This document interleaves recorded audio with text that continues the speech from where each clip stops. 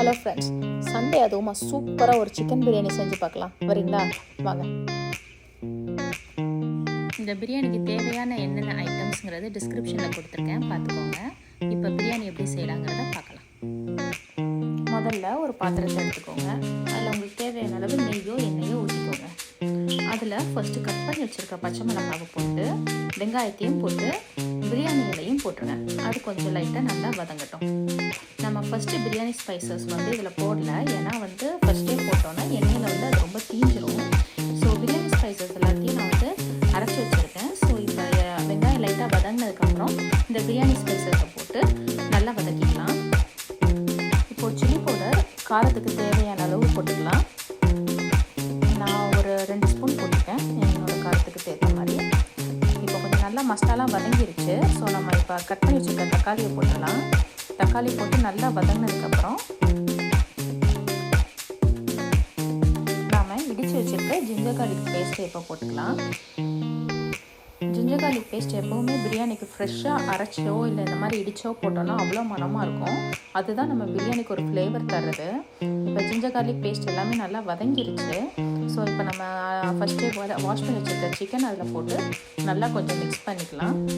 Chicken இப்போ கொஞ்சம் நல்லா மிக்ஸ் ஆனதுக்கப்புறம் நமக்கு இப்போ தேவையான அளவு உப்பு ஆட் பண்ணிக்கலாம்.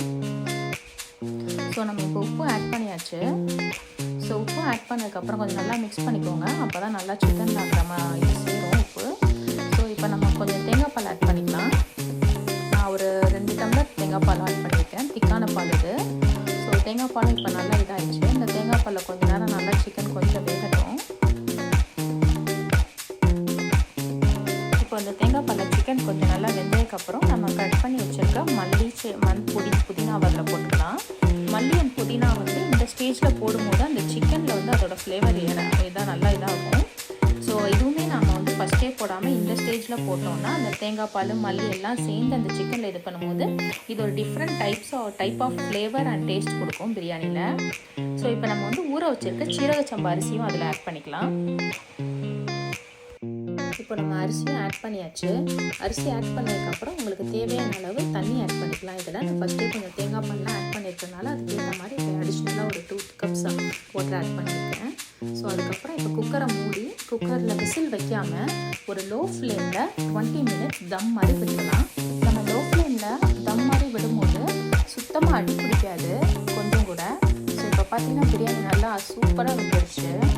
ஸோ ஒரு எம்மியான அதிரடியான சிக்கன் பிரியாணி ரெடி ஆயிடுச்சு. வாங்க சாப்பிட்லாம். பிரியாணி ரெடி ஆயிடுச்சு. வாசனையிலேயே வீட்டில் இருக்கிற எல்லாரும் கிச்சனுக்கு வர ஆரம்பிச்சிருவாங்க. ஸோ எங்கள் வீட்டில் லன்ச் ரெடி. நீங்களும் இந்த ரெசிபி ட்ரை பண்ணுங்கள்.